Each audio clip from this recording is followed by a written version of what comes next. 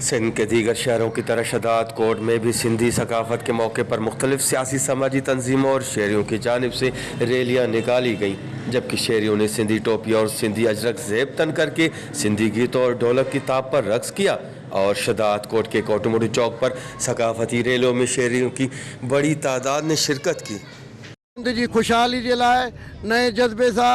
नई उम्मीदुनि सां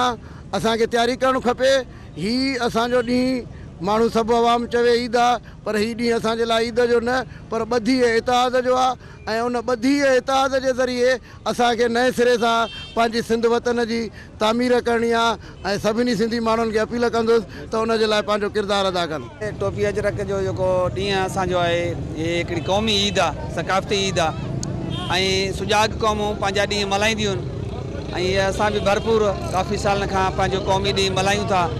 ऐं थियणु ईअं खपे त हिन ॾींहं ते असांजा जेके मेन इशू आहिनि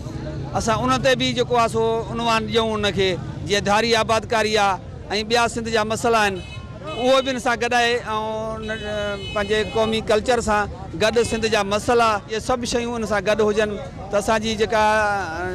ईद आहे उन ईद सां गॾु जेके आंज आहिनि उन्हनि ते बि रोशनास कराई वञे त महिरबानी। असां पंहिंजा क़ौमी ॾींहं असां कॾहिं बि विसारिया न आहिनि ऐं हिन ॾींहं खे असां पंहिंजो क़ौमी ॾींहुं करे मल्हाईंदा आहियूं, क़ौमी ईद करे मल्हायूंसि था। तोड़े जो असां वक़्तु सिंधी क़ौम तकलीफ़ में आहे, पर असां पोइ बि सदमन ऐं तकलीफ़ुनि जे हूंदे पंहिंजा क़ौमी ॾींहुं पंहिंजे जोश ऐं जज़्बे सां मल्हाईंदा आहियूं ऐं अॼु जेको ॾींहुं आहे इहो बि असां पंहिंजो भरपूर नमूने सां मल्हाईंदासीं ऐं असांजो इहो पैगाम आहे सॼी दुनिया खे, सॼे पाकिस्तान खे त सिंधी क़ौम जेका आहे सा पुरअमन क़ौम आहे ऐं प्यार ऐं मोहबत ॾियण वारी क़ौम आहे ऐं अॻिते बि असां प्यार ऐं मोहबत ॾींदासीं।